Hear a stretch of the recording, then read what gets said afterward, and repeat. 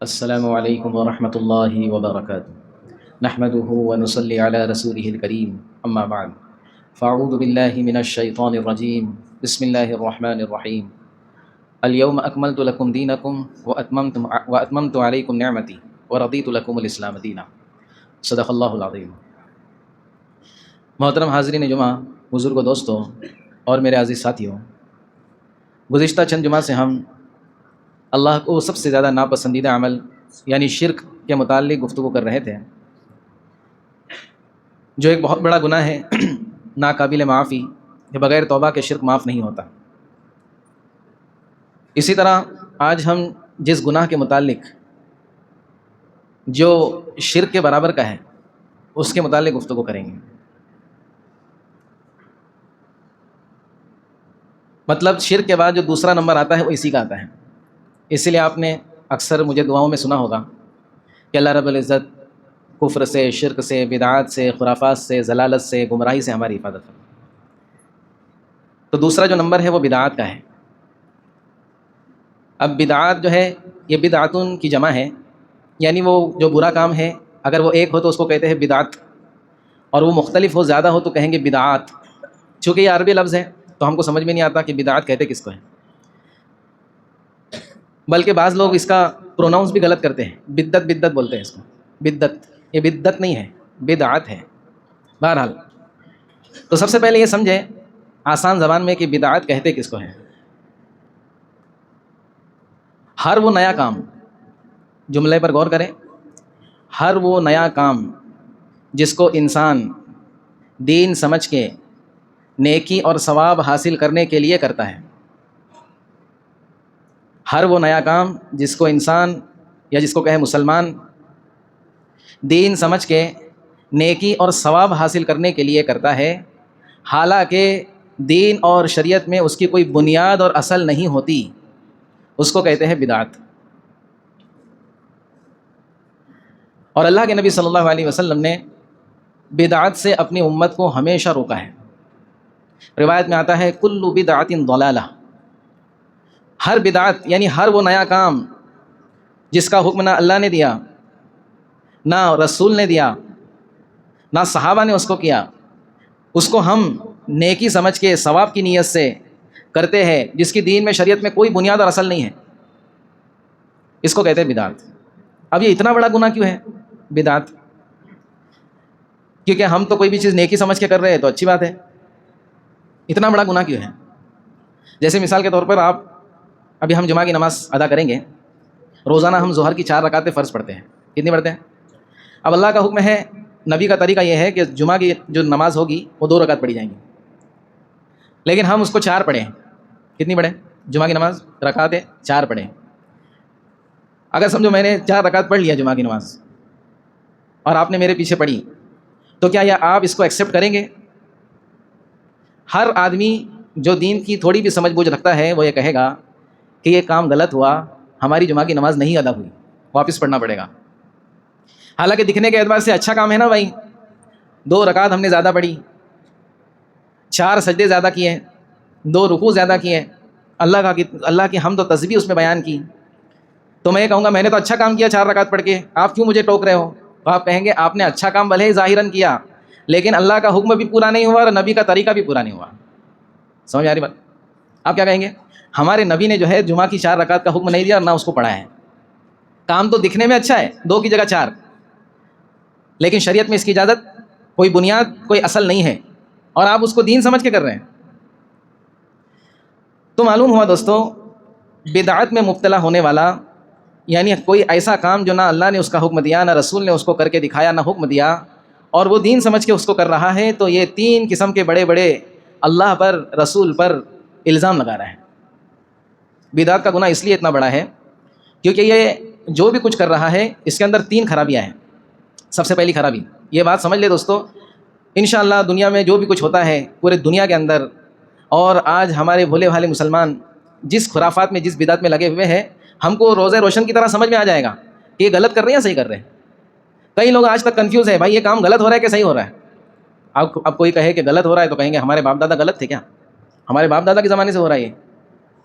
ابھی تو کچھ بھی نہیں، ہمارے دادا کے ٹائم پہ تو ایسا ہوتا تھا نا کیا بتاؤں, ابھی تو کچھ رہا ہی نہیں.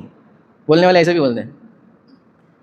تو آپ ان کو سمجھائیں گے کس طرح, اور آپ سمجھیں گے کس طرح کہ یہ کام غلط ہو رہا تھا یا صحیح ہو رہا تھا, اور ابھی ہو رہا ہے تو غلط ہو رہا ہے یا صحیح ہو رہا ہے. 3 چیزیں بتاتا ہوں آپ کو. سب سے پہلی چیز, اللہ رب العزت نے قرآن مجید میں ارشاد فرمایا, اور یہ جو آیت میں سنا رہا ہوں یہ اللہ کے نبی کی آخری دور کی آیتیں ہیں. الیوم اکملت لکم دینکم, اللہ کے نبی صلی اللہ علیہ وسلم کو اور مسلمانوں کو اللہ رب العزت اپنے کلام میں کہہ رہا ہے, آج کے دن اللہ کے نبی صلی اللہ علیہ وسلم آخری حج کر رہے تھے. اللہ کے نبی صلی اللہ علیہ وسلم کی عمر مبارک تقریباً 63 سال چل رہی تھی. اس دن اللہ رب العزت فرماتے ہیں الیوم اکملت لکم دینکم, اے نبی اور نبی کے ماننے والے, اور مخاطب پورے قیامت تک کے مسلمان تھے, آج میں نے تمہارے لیے دین کو مکمل کر دیا. دین کس کو کہتے ہیں؟ دین کہتے ہیں دین اسلام. ایک زندگی گزارنے کا طریقہ ہے, اس میں بچہ پیدا ہونے سے لے کر اس کا جنازہ پڑھنے تک تمام احکامات بیان کیے گئے. شادی کے احکامات, کھانے پینے کے احکامات, ہر چیز بیان کی گئی ہے. دین مکمل ایک پیکیج ہے زندگی گزارنے کے لیے. تو اللہ رب فرماتے ہیں آج میں نے تمہارے لیے دین کو مکمل کر دیا. اور پھر فرمایا کہ یہ دین جو ہے کوئی معمولی چیز نہیں ہے, یہ مکمل ہونے والی چیز یہ میری طرف سے نعمت ہے تمہارے لیے. یہ دین ہی ایسی چیز ہے جو باپ کو باپ کے درجے میں رکھے گی. یہ دین ہی ایسی چیز ہے جو اولاد کے حقوق بھی بتائے گی. یہ دین ہی ایسی چیز ہے جو بھائی بہنوں کے حقوق کو بتائے گی. انسان کو انسان بنا کر کے رکھے گی. اگر دین نہیں ہوگا تو انسان جانوروں سے آگے نکل جائے گا. وہ اتممت علیکم نعمتی, میں نے اپنی نعمت کو تم پر مکمل کر دیا. اور یہیں پر بس نہیں کیا اللہ رب العزت نے, پھر فرمایا وَرَضِيتُ لَكُمُ الْإِسْلَامَ دِينًا, اور یہ دین, یہ اسلام, یہ ایسا طریقہ ہے, یہ زندگی گزارنے کا ایسا راستہ ہے کہ قیامت تک کے لیے میں اس سے راضی ہو گیا تم سے. اگر تم کو کامیاب ہونا ہے اور تم کو ذرا بھی اس بات کی فکر ہے کہ اللہ ہم سے راضی رہے تو اسی دین پہ چلنا ہوگا, اس میں کمی زیادتی کرنے سے تم کو بچنا ہوگا.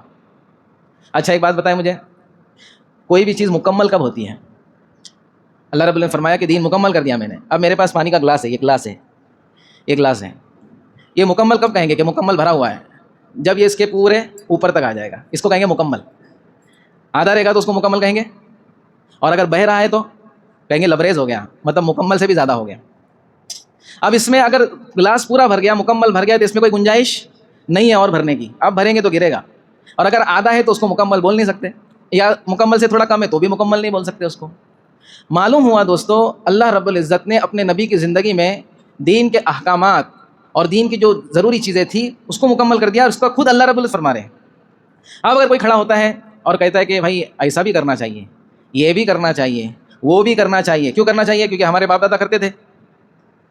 حالانکہ اللہ کے نبی صلی اللہ علیہ وسلم نے نہ اس کا حکم دیا اور نہ اس کو کر کے دکھایا.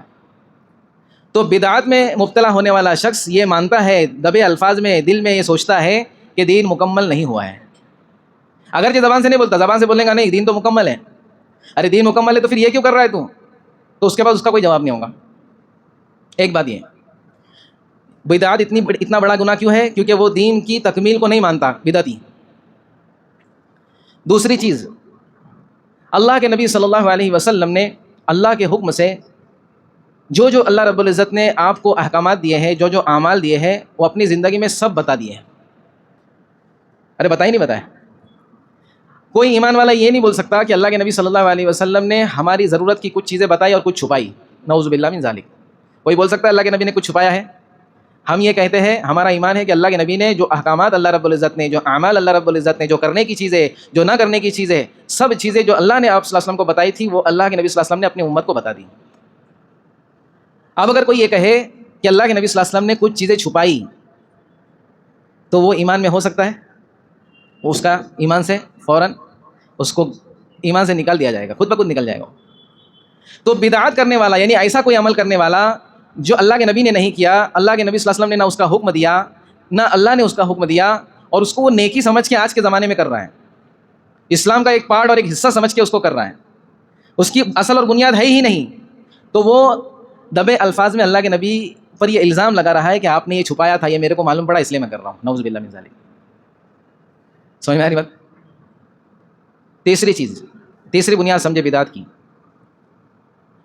ہم سب اللہ کے نبی صلی اللہ علیہ وسلم کو اپنا رہنما مانتے ہیں. کیا مانتے ہیں؟ رہنما, رہبر, آئیڈیل. یعنی جو اللہ کے نبی صلی اللہ علیہ وسلم نے طریقے بتائے ہیں, ہم اس بات پر یقین کرتے ہیں کہ اسی میں کامیابی ہے, اسی میں کامیابی ہے. تو ہم اللہ کے نبی صلی اللہ علیہ وسلم کو اپنا رہبر مانتے ہیں، اور رہبری اللہ کے نبی صلی اللہ علیہ وسلم کی اپن 100% تسلیم کرتے ہیں کہ اللہ کے نبی صلی اللہ علیہ وسلم نے ہر جگہ کا ہم کو دین بتا دیا، ہر جگہ کی رہبری کر دی. اگر کوئی شخص کوئی نیا طریقہ ایجاد کرتا ہے، نئے طریقے پر چلتا ہے، اگرچہ وہ خود نہ کرے، دوسرے کسی نے آج سے 10 سال پہلے، 20 سال پہلے، 100 سال پہلے کسی نے کوئی طریقہ جاری کیا تھا جو دین اور شریعت کے خلاف تھا، دین اور شریعت میں اس کی کوئی بنیاد نہیں تھی، وہ اس کو کرتا ہے، تو وہ دبے الفاظ میں کہتا ہے کہ میں اللہ کے نبی صلی اللہ علیہ وسلم کو اپنا پورا آئیڈیل اور رہبر اور رہنما نہیں مانتا ہوں. نعوذ باللہ من ذالک. ارے ایمان والوں کا ایمان کیا ہے؟ ہمارے لیے 100% رہبر کون ہے؟ آئیڈیل کون ہے؟ نمونہ کون ہے؟ لقد کان لکم فی رسول اللہ اسوۃ حسنہ. اللہ رب خود فرماتے ہیں کہ تمہارے لیے نبی کریم صلی اللہ علیہ وسلم کی ذات میں بہترین نمونہ ہے. اس سے بہتر کوئی تمہارے لیے آئیڈیل اور نمونہ نہیں ہے. اگر کوئی شخص ایسے کام میں مبتلا ہوتا ہے جو نیا کام ہے، وہ نعوذ باللہ 100% اللہ کے نبی صلی اللہ علیہ وسلم کو اپنا رہنما نہیں مانتا. تو بدعت میں 3 قسم کی خرابیاں ہیں دوستو. اچھا ایک بات بتاؤں، اللہ کے نبی صلی اللہ علیہ وسلم نے اس بات کو سمجھانے کے لیے ایسے کئی واقعات ہیں، لیکن ایک واقعہ یہاں پہ آپ کو سناؤں، بہت مشہور واقعہ ہے، اس سے جو ہم اخذ کریں گے وہ بہت کام کی چیز ہے، زندگی بھر اس کو یاد رکھے. ہم اکثر سنتے ہیں اللہ کے نبی صلی اللہ علیہ وسلم معراج میں گئے، اللہ کے نبی کو معراج ہوئی، وہ کیوں ہوئی، کیسی ہوئی، ہم سب بیان کر چکے ہیں، انشاءاللہ پھر آئندہ کسی موقع پہ کریں گے. اور وہاں پر اللہ کے نبی صلی اللہ علیہ وسلم کو مختلف تحائف ملے ہیں اللہ کی طرف سے. اس میں سب سے بڑا جو تحفہ ملا وہ کیا تھا؟ سب کو معلوم ہے، نماز تھا ماشاءاللہ. اور نماز ملی وہ بھی کتنے وقت کی ملی تھی؟ وہ بھی سب کو معلوم ہے. کتنے وقت کی ملی تھی؟ 50 برس کی ملی تھی، 50 وقت کی ملی تھی. اور یہ بھی پتہ ہے کہ 50 وقت کی نماز کو کم کس طرح کیا گیا. حضرت موسیٰ علیہ السلام، اللہ کے نبی صلی اللہ علیہ وسلم سے ان کی ملاقات ہوئی، انہوں نے کہا کہ اللہ رب العزت نے کیا تحفہ دیا. آپ صلی اللہ علیہ وسلم نے کہا، فرمایا کہ 50 وقت کی نماز ملی. آپ صلی اللہ علیہ وسلم بہت خوش تھے. ایک نماز اگر آدھے گھنٹے میں ہوتی ہے، ہم سنت وغیرہ پڑھ کر کے، تو ہمارے پورے 24 گھنٹے نماز میں جاتے تھے. مطلب ایک نماز ختم ہوتی تھی اور دوسری نماز کی اذان ہوتی تھی. حضرت موسیٰ علیہ السلام نے عرض کیا اللہ کے نبی صلی اللہ علیہ وسلم 50 وقت بہت زیادہ ہوتے ہیں، میں اپنی امت کو جھیل چکا ہوں، اس کو کم کرا لیجیے. یہ باتیں کم سے کم 3-4 مرتبہ ہوئی. پہلے گئے تو کچھ کم ہوئی، پھر حضرت موسیٰ علیہ السلام نے کہا اور کم کرائیے، پھر گئے، پھر کچھ کم ہوئی، پھر 5 وقت کی رہ گئی. کتنے وقت کی رہ گئی؟ 5 وقت کی. پھر موسیٰ علیہ السلام نے کہا اور بھی کچھ کم کرا دیجیے. اللہ کے نبی نے فرمایا نہیں، میری امت انشاءاللہ یہ 5 وقت کی نماز پڑھ لے گی. اب یہاں پر ہم کو کیا سبق ملتا ہے؟ تھوڑا غور کریں گے تو سمجھ میں آئے گا کہ اللہ کے نبی صلی اللہ علیہ وسلم امت کی رہبری کر رہے ہیں کہ کوئی بھی چیز اپنی طرف سے مت کرو. جب موسیٰ علیہ السلام نے درخواست کی تو اللہ کے پاس حضور اقدس صلی اللہ علیہ وسلم واپس گئے اور پھر کم کروائی ہے، خود سے کم نہیں کی. ارے اللہ نے حکم دیا تھا تو کون کم کرے گا؟ اللہ ہی کرے گا نا، ہمیں اختیار ہے اس میں. یہ اللہ کے نبی صلی اللہ علیہ وسلم اپنی امت کو تعلیم دے رہے ہیں کہ اللہ نے جو حکم دیا اس میں کمی زیادتی اللہ کر سکتا ہے. میں نے جو حکم دیا اللہ کے حکم سے، اس میں کمی زیادتی میں کر سکتا ہوں اللہ کے حکم سے، لیکن میرے بعد کسی کو اختیار نہیں ہے کمی زیادتی کرنے کا. ہماری کیا حیثیت ہے دوستو اللہ کے دین میں کمی زیادتی کرنے کی؟ چاہے وہ طریقہ کتنا ہی اچھا لگ رہا ہو. جیسے میں نے جمعہ کی نماز کی مثال دے دی، 4 رکعت پڑھیں گے تو بہت اچھا دکھ رہا ہے، 4 رکعت پڑھ رہے ہیں. اچھا دکھنے والا بھی طریقہ جس کی بنیاد دین اور شریعت میں نہیں ہے دوستو، وہ گمراہی ہے، وہ بدعت ہے. تو کیا بات ہے ان طریقوں کی جو ظاہراً خرافات ہیں. بدعت ایسی چیز ہے دوستو، اس کا کوئی اینڈ نہیں ہے. بدعت کا کوئی اینڈ نہیں ہے. اس میں جو ہے نا ماڈیفیکیشن ہوتے رہتا ہے، ایڈیشن ہوتے رہتا ہے. کیوں ہوتے رہتا ہے؟ مثال کے طور پر انسان کے دماغ مختلف ہے، اتنا بڑا مجمع ہے اور وہ مجمع ہر چیز کو اپنے اینگل سے دیکھے گا تو اس کو چیز الگ لگے گی، اور پھر اس میں وہ رائے دے گا تو اپنی طرف سے الگ رائے ہوں گی. سمجھ میں آ رہی بات؟ جیسے مثال کے طور پر میں آپ کو کوئی چیز دکھاتا ہوں کہ یہ چیز کیسی ہے. اب اس چیز کے 4 رخ ہیں. کتنے رخ ہیں؟ 4 رخ ہے اس کو. اب سامنے والے جو اس چیز کو دیکھیں گے تو وہ ان کو چیز مختلف نظر آئے گی، یہاں والے دیکھیں گے ان کو وہ چیز مختلف نظر آئے گی، یہاں والے دیکھیں گے ان کو مختلف نظر آئیں گی، اور مجھے وہ چیز مختلف نظر آئیں گی. اور جتنی چیزیں مختلف نظر آئیں گی اتنے اعتبار سے رائے بھی مختلف آئیں گی. جیسے مثال کے طور پر آپ کو ایک مثال دے کے بات ختم کرتا ہوں. آج کل جو ہے کھانے پکانے کا بہت چلن چلا ہے، لوگوں کو کھانے پینے کا بہت شوق ہوا ہے. تو اگر کوئی شخص بریانی کی شکل کو کریلے کی بریانی بنائے، کریلے کی بریانی کبھی سنے نام؟ بریانی ویج بریانی ہوتی ہے، مٹن چکن کی بریانی ہوتی ہے.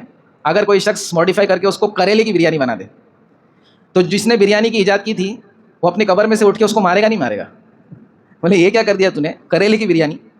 تو انسان جو ہے نا اگر اس کو چھوڑ دیا جائے کوئی چیز کرنے کے لیے کہ بھائی تم بھی رائے دو، تم بھی بتاؤ، تم بھی بتاؤ، تو یہ کدھر اینڈ نہیں ہونے والا. اس کا اینڈ ہونے والا. مثال کے طور پر اللہ کے نبی صلی اللہ علیہ وسلم کا کچھ بد نصیب لوگ برتھ ڈے ایسا مناتے ہیں کہ بڑے بڑے کیک کاٹے جاتے ہیں اور کہا جاتا ہے ہیپی برتھ ڈے یا رسول اللہ، نعوذ باللہ من ذالک. کہاں تک پہنچ گئی امت؟ اس میں ناچ گانے کر رہے ہیں، ڈی جے بجا رہے ہیں. جس چیز کو اللہ کے نبی ختم کرنے آئے تھے اس چیز کو اللہ کے نبی کے نام پہ اچھال رہے ہیں. ایسی ایسی حرکتیں مسلمان کر رہے ہیں دوستوں کہ غیر مسلم بھی ان سے جو ہے نا شرما رہے کہ ہم بھی تو اتنا نہیں کرتے بھائی، اتنا کیوں کر رہے ہو. اور بعض بھولے بھالے غیر مسلم یہ سمجھتے ہیں کہ یہ اسلام کا حصہ ہے، یہی اسلام ہے، ناچنا گانا بجانا یہی اسلام ہے. تو ایسے اسلام کی ہم کو کیا ضرورت ہے؟ ہمارے پاس تو آلریڈی یہ سب چیزیں ہیں، ہم تو اچھے سے ناچتے گاتے بجاتے ہیں. تو یہ بھی وہی کر رہے ہیں، تو یہ تھوڑی کچھ الگ ہے، رکھو تمہارا اسلام تمہارے پاس رکھو. تو بدعات جو ہے نا دوستو اس کا کوئی اینڈ نہیں ہے، آدمی کہیں تک بھی جا سکتا ہے اس کے اندر. اسی لیے اللہ رب العزت نے اس کو اتنا بڑا گناہ بتایا ہے. 3 چیزیں میں نے بتائی، اللہ رب العزت ہم سب کو اس پر عمل کی توفیق عطا فرمائے. انشاءاللہ آئندہ جمعہ کو ہم ایک چیز رہ گئی تھی وہ سنیں گے، شرک کی ابتدا کیسی ہوئی، شرک آیا کیسا لوگوں کے اندر، اور بدعات کی ابتدا کیسی ہوئی. اللہ رب العزت ہم کو شرک سے، بدعات سے، خرافات سے، ضلالت سے، گمراہی سے، ہر چیز سے حفاظت فرمائے، اپنے 100% دین کے مطابق عمل کرنے والا بنائے.